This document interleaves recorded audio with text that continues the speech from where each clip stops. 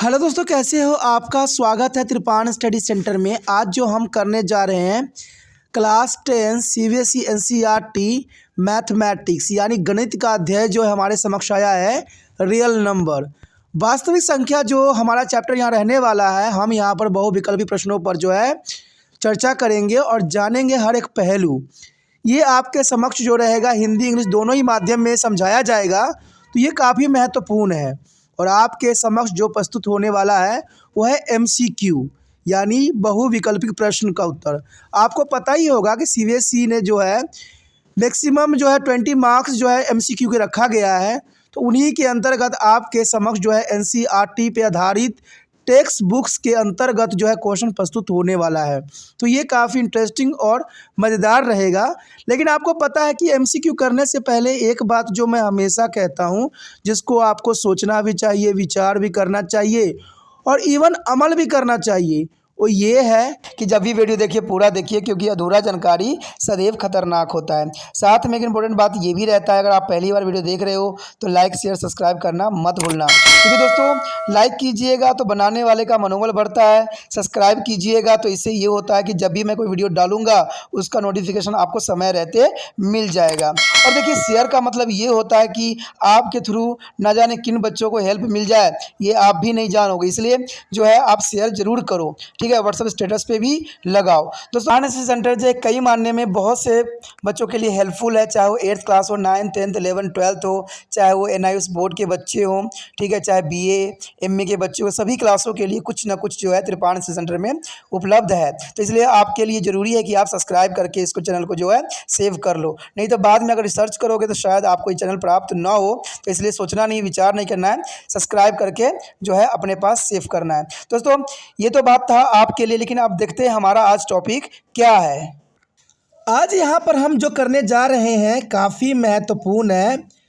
कक्षा 10वीं CBSE NCERT के अंतर्गत मैथमेटिक्स यानी गणित के जो हम यहाँ करेंगे एमसीक्यू यानी एमसीक्यू जो काफ़ी महत्वपूर्ण रहेगा। और ये सारे जो एमसीक्यू हैं वो टेक्स्ट के अंतर्गत है, यानी आपके बुक में जो क्वेश्चन है उन्हीं को एमसीक्यू के रूप में आपके समक्ष जो है त्रिपान स्टडी सेंटर ने रखा है, जो काफ़ी महत्वपूर्ण है।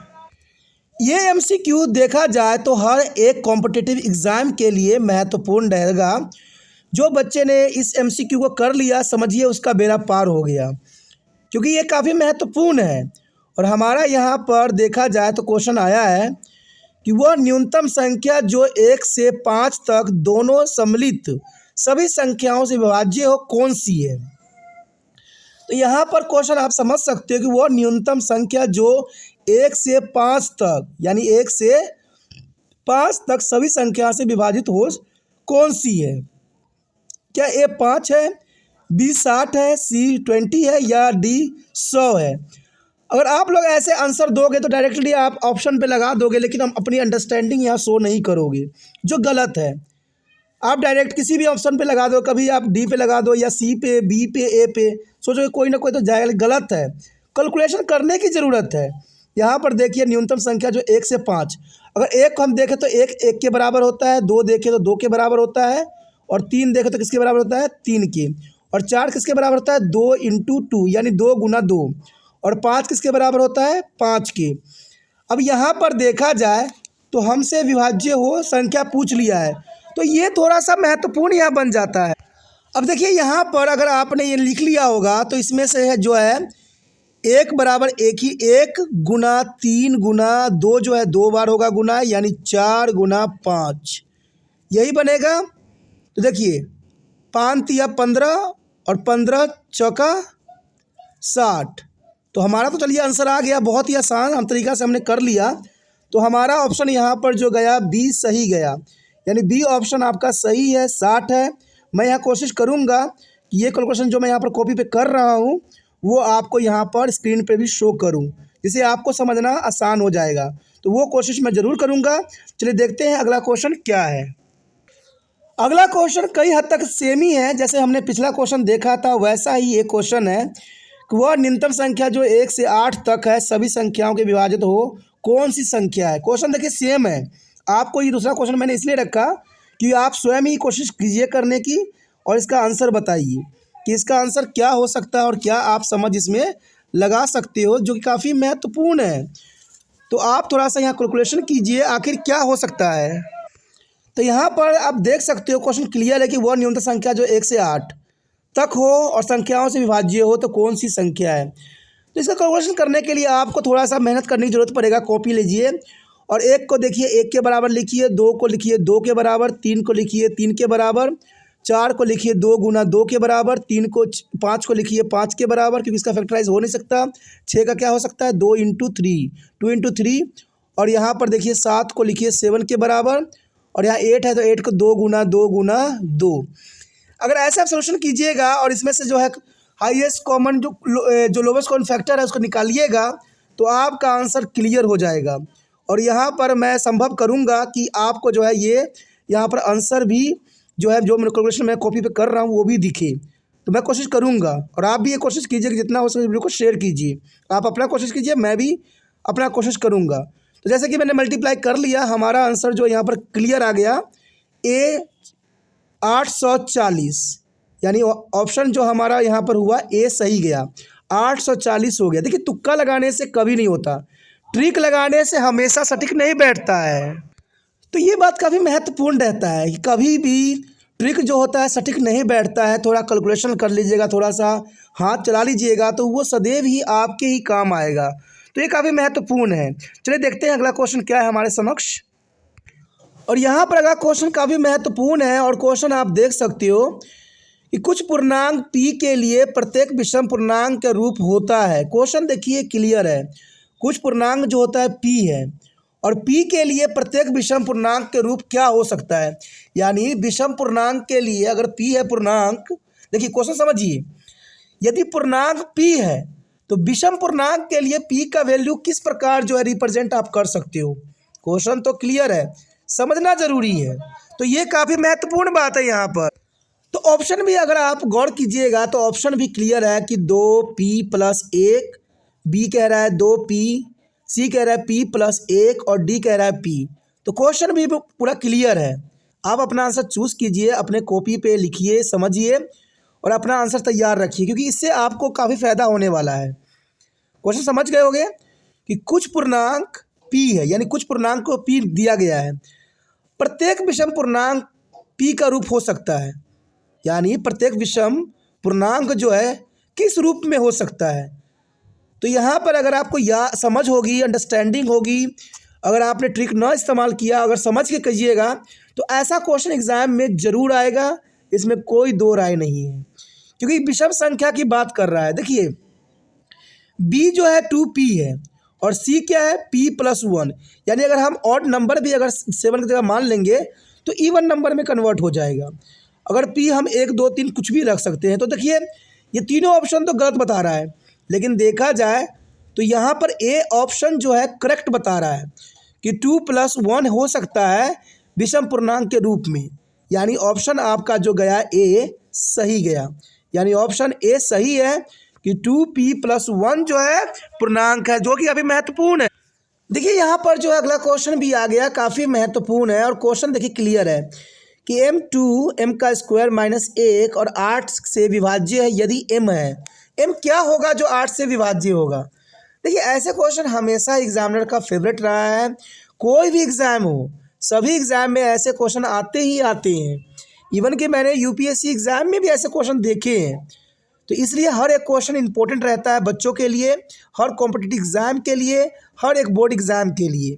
तो क्वेश्चन यहाँ क्लियर है, m² - 1 8 से विभाज्य है यदि m क्या होगा। एक सम पूर्णांक होगा, b एक विषम पूर्णांक होगा, c एक प्राकृतिक संख्या होगा, d एक पूर्ण संख्या होगा। तो आप यहाँ पर ऑप्शन चूज सकते हो, समझ सकते हो, क्योंकि आप काफ़ी इंटेलिजेंट हो और जो बच्चे इंटेलिजेंट होते हैं वो ज़रूर ही करते हैं। तो यहाँ पर आप समझ गए होंगे, क्वेश्चन क्लियर है।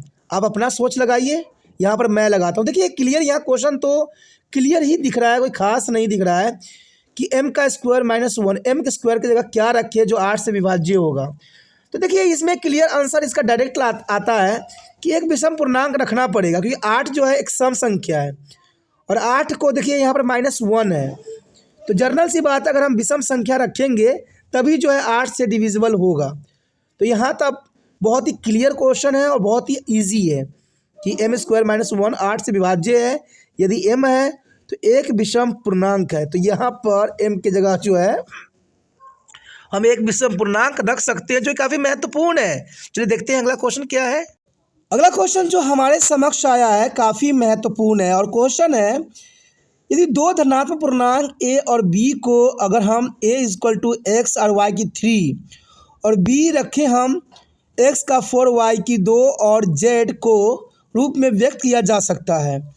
देखिए x y अभाज्य संख्या होने के कारण एलसीएम ए बी का क्या होगा, क्वेश्चन क्लियर है और यहाँ पर आपको a और b दिया हुआ है।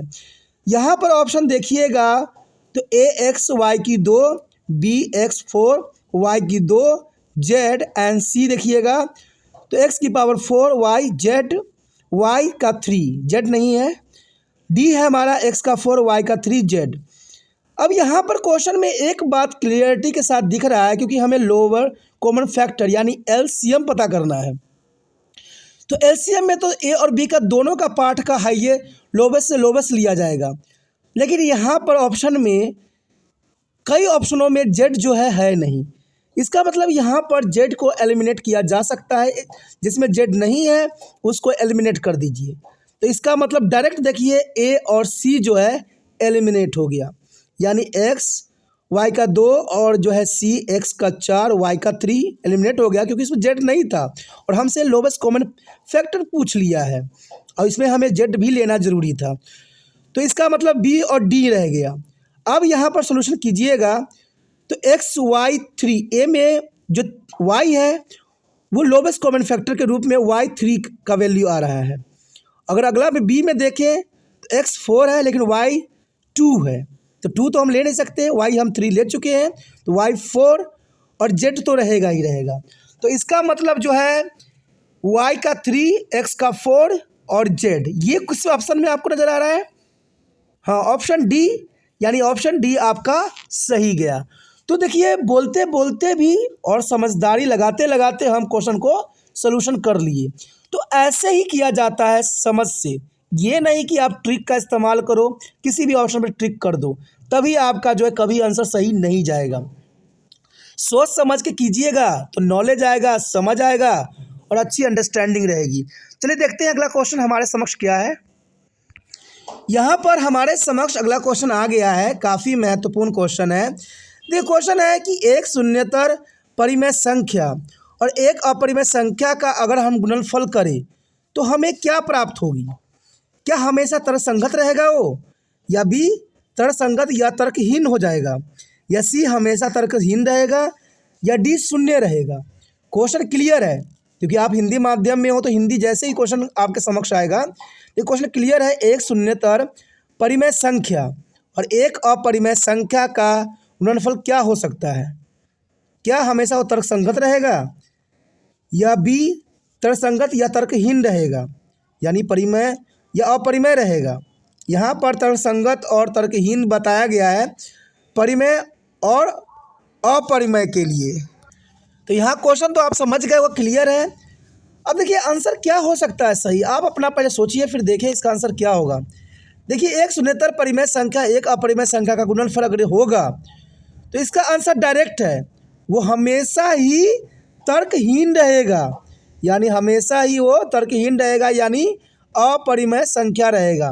तो ये काफ़ी महत्वपूर्ण क्वेश्चन है। अगर आप यहाँ पर कंफ्यूज हो तर्कसंगत और तर्कहीन में तो जर्नल सी बात है, आप तर्कसंगत का मतलब परिमेय संख्या समझ लीजिए और अपरिमेय संख्या का मतलब तर्कहीन। तो हमारा ऑप्शन जो रहेगा परिमेय संख्या, जो काफ़ी महत्वपूर्ण है। अगला क्वेश्चन जो हमारे समक्ष आया है काफ़ी महत्वपूर्ण है और क्वेश्चन काफ़ी हद तक पहले क्वेश्चन जैसा ही जो हमने पहले किया था। यह क्वेश्चन है, यदि दो धनात्मक पूर्णांक a और b को a बराबर x y की 3 और b x की 4 y की 2 z के रूप में व्यक्त किया जा सकता है तो x y अभाज्य संख्या है, तो यहाँ पर HCF AB होगा, क्या होगा? अब देखिए क्वेश्चन में बदलाव एक ही हुआ है कि यहाँ पर उस क्वेश्चन में LCM था और इस क्वेश्चन में HCF है, हाईएस्ट कॉमन फैक्टर है। तो क्वेश्चन वही है, सिर्फ यहाँ पर एलसीएम और एचसीएफ के डिफरेंस। देखिए ऐसे ही क्वेश्चन एग्जामिनर हमेशा पूछता है, और आपको ये एलसीएम एचसीएफ का जो है मतलब तो समझ में आना चाहिए। अब एक बात तो यहाँ पर क्लियर हो जाता है, अगर आप अपना दिमाग भी लगाओगे तो एचसीएफ के अंतर्गत जो हम एलसीएम किए थे, लोवेस्ट कॉमन फैक्टर किए थे पिछले क्वेश्चन में, ये लोवेस्ट कॉमन मल्टीप्लिकेशन जो थी उसमें हमारा आंसर था x का 4 y का 3 z। तो इसका मतलब जिसमें जिसमें z होगा वो एलिमिनेट हो जाएगा, और इसका मतलब ये हुआ कि b और d जो है ऑटोमेटिक यहाँ पर एलिमिनेट हो गया, यानी b और d एलिमिनेट हो गया क्योंकि z है इसमें। और हाईएस्ट कॉमन फैक्टर का मतलब होता है जो मैक्सिमम नंबर में प्रेजेंट हो। जैसे a देखिए x एक ही है, y 3 है, लेकिन b में देखिए x 4 है, लेकिन हम लेंगे कितना, x को एक ही लेंगे क्योंकि a में x एक ही है। और यहाँ देखिए x में y 3 है, तो आप सोचिएगा कि यहाँ पर हम 3 लेंगे, लेकिन ऐसा नहीं है। लेकिन b में अगर देखिएगा तो यहाँ पर जो b में है जो है y है 2 है, लेकिन a में y जो है 3 है। तो इसमें से जो इसमें हाईएस्ट कॉमन रहेगा हम उसको यहाँ उठाएंगे, तो y 2 को उठाएंगे। तो इसका मतलब z जो है सिर्फ b में है, a में नहीं है, तो z इसमें नहीं आएगा। तो इसका मतलब देखा जाए तो हमारा आंसर हो जाएगा होगा like share subscribe and share the video as a तो यहाँ पर देखिए दो ही ऑप्शन है, ए और सी है। Subscribe and save in your mobile. Thank you. है ही नहीं, इसका मतलब ए सही आंसर है। आप ए के साथ जा सकते हो, ए आपका सही आंसर रहेगा। चलिए देखते हैं अगला क्वेश्चन क्या है। देखिए अगला क्वेश्चन जो आया है हमारे समक्ष काफ़ी महत्वपूर्ण है, और क्वेश्चन देखिए काफ़ी इम्पोर्टेंट भी है कि यदि 408 और 1032 का एचसीएफ हम करें तो हमारे समक्ष जो आएगा वो आएगा 1032 गुना 2 प्लस 408 गुना पी के रूप में व्यक्त किया जा सकता है। तो यहाँ पर आपसे पी का मान ज्ञात कर लिया है। क्वेश्चन देखिए अगर तुक्का लगाइएगा तो आप बहुत कन्फ्यूज़न हो जाइएगा, क्योंकि यहाँ पर ए और बी में दोनों में 5-5 है, लेकिन एक माइनस में एक प्लस में है। सी जो है 4 और -4 है, तो इसमें एग्जामिनर काफ़ी जो है नज़दीकी मामला दे दिया है, तो यहाँ पर तुक्का नहीं चल सकता है, आपका ट्रिक यहाँ सटीक नहीं बैठेगा। तो सबसे इम्पोर्टेंट है आप इसकी सोल्यूशन कीजिए, और सोल्यूशन करने के लिए कुछ नहीं करेगा, यहाँ पर काफ़ी महत्वपूर्ण रहेगा जो मैं आपको शो भी करने की कोशिश करूँगा, ठीक है, जो मैं यहाँ पर सोल्यूशन कर रहा हूँ। देखिए क्वेश्चन में सोल्यूशन में करने में ये होगा कि सबसे पहले 408 का आप जो है फैक्टराइज करिए, यानी इसका गुणनखंड कीजिए। जब अगर गुणनखंड कीजिएगा तो आपके समक्ष आएगा 2 गुना 2 गुना 2 गुना 3 गुना 17, ठीक है, ये 408 का है। और 1032 का क्या होगा गुणनखंड, 2 गुना 2 गुना 2 गुना 3 गुना 43, 40 3 43। तो ये आपका जो है एक फैक्टर बन गया, यानी गुणनखंड बन गया। अब इसमें हमसे क्या पूछ रखा है, अगर हम इसका कॉमन निकालेंगे, एचसीएफ निकालेंगे, तो इसमें से कॉमन अगर एचसीएफ निकालिएगा तो 2 गुना 2 गुना 2 गुना 3, क्योंकि एचसीएफ यही मिल रहा है, तो ये 24 आएगा आपका आंसर। आप गुना कर लीजिएगा तो 24 आ जाएगा। अब हमने क्या करना है, 24 बराबर 132 गुना 2 गुना 408 पी रखना है। अब देखिए 24 के जगह पर हम 1 लिख सकते हैं, क्योंकि ये तो ऑलरेडी आंसर में था, ठीक है। और 1032 के जगह आप सिर्फ यहाँ पर रिमाइंडर क्या बच गया था, 43 बच गया था, यानी 40 3 43, और गुना में 2 तो आपको यहाँ पर गिवन ही है।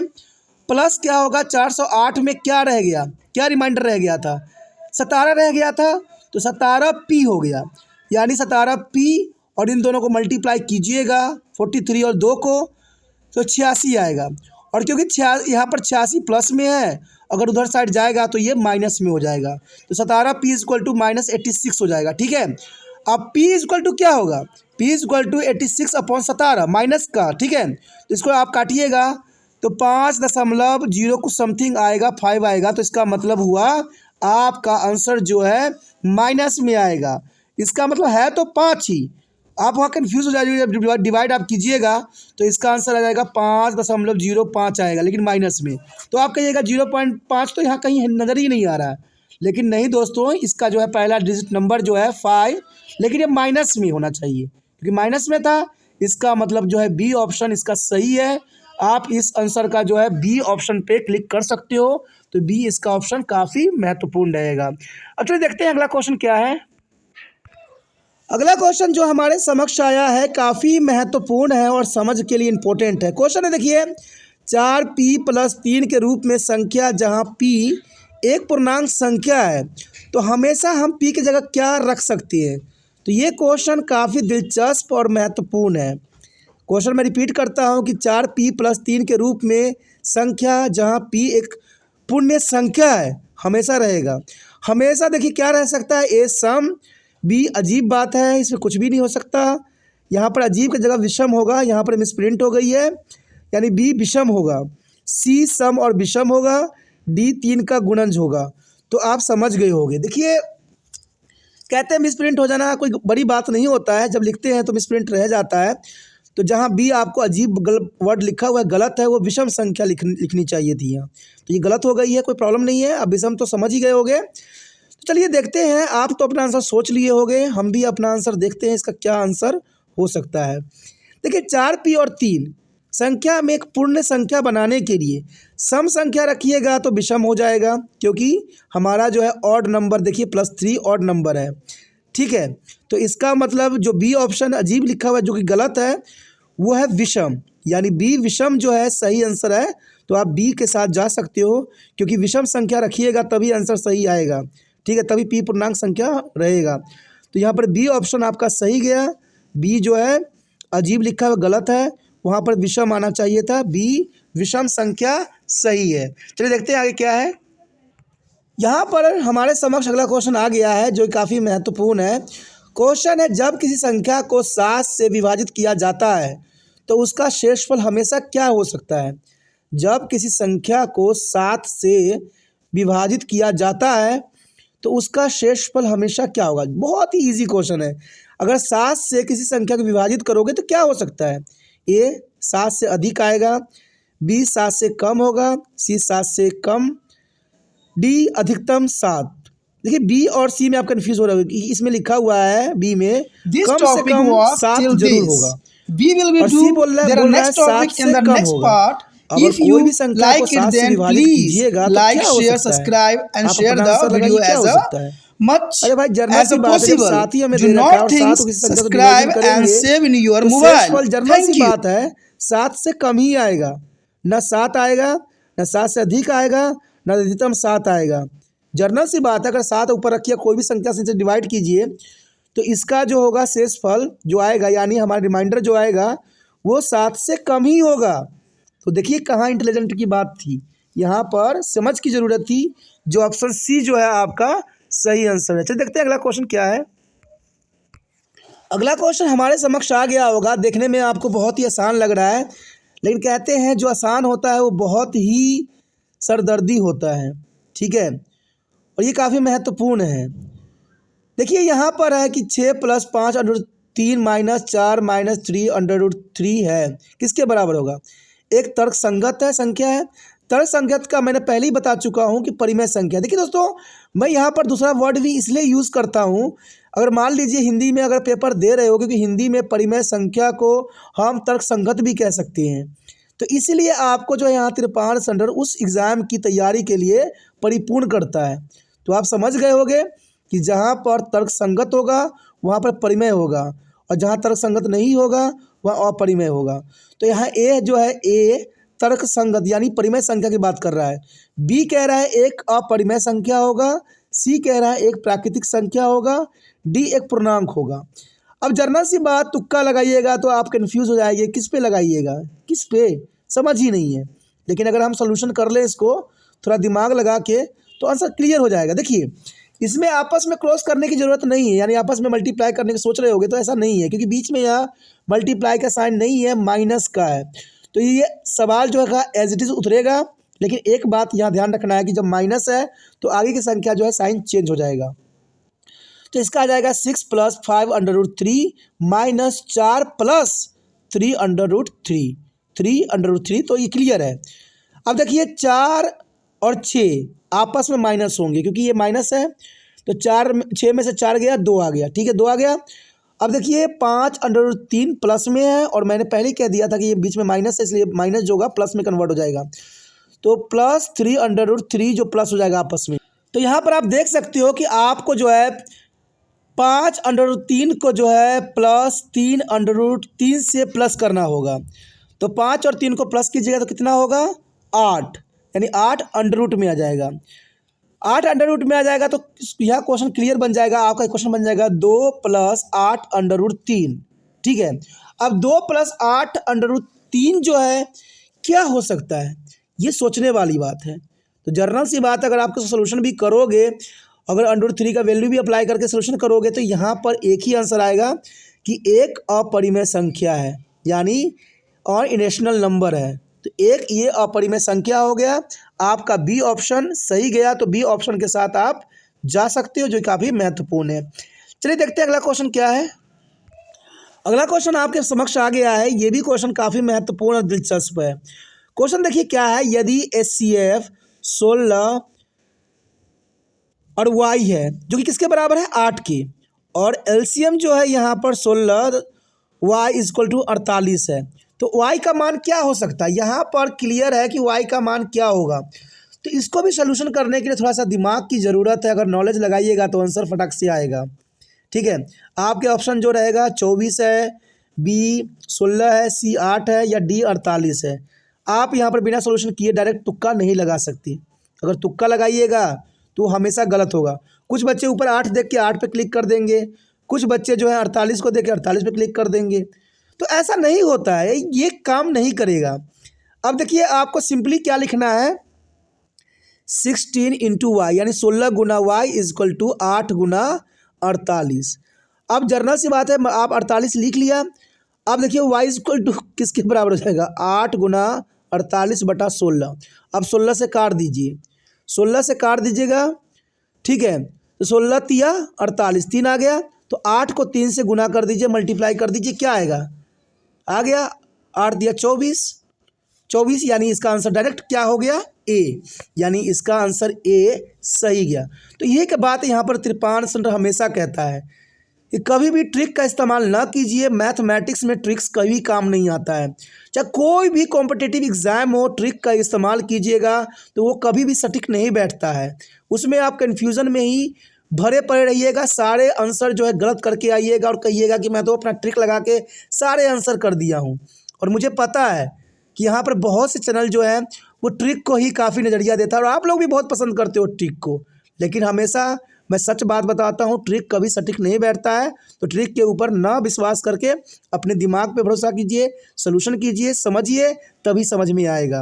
अगर ये सब बात आपको समझ में आ रहा है, अच्छा लग रहा है और चाहते हो कि इसी प्रकार वीडियो आपको प्राप्त होता रहे, तो जितना हो सके इस वीडियो को शेयर कीजिए। शेयर ही दूसरे बच्चों का केयर है। अगर शेयर ना कीजिएगा तो दूसरे बच्चे तक वीडियो पहुंचेगा नहीं और दूसरे बच्चे भी ट्रिक के जो लपेटा में आते रहेंगे। तो ऐसा नहीं होना चाहिए। आप ही उनका मार्गदर्शन बन सकते हो। इसलिए जितना हो सके अपने व्हाट्सएप एड्रेस पे जो है चैनल के लिंक को लगाइए, जिससे दूसरे बच्चों को भी ये वीडियो प्राप्त हो सके। पहली बार मेरे चैनल पे आए हो, पहली बार वीडियो देख रहे हो, समझ में आ रहा है, अच्छा लग रहा है और चाहते हो कि और भी वीडियो आपको इसी प्रकार प्राप्त होता रहे, तो जनरल सी बात है दोस्तों, चलो सब्सक्राइब कीजिए। सब्सक्राइब कीजिएगा तभी जो है अगले वीडियो का नोटिफिकेशन मिलेगा और अगले वीडियो का जो है हर एक बात आपको समझ में आएगा। इसे सोचिए नहीं, विचार न कीजिए, अभी त्रिपाण स्टडी सेंटर को सब्सक्राइब करके मोबाइल में सेव कीजिए।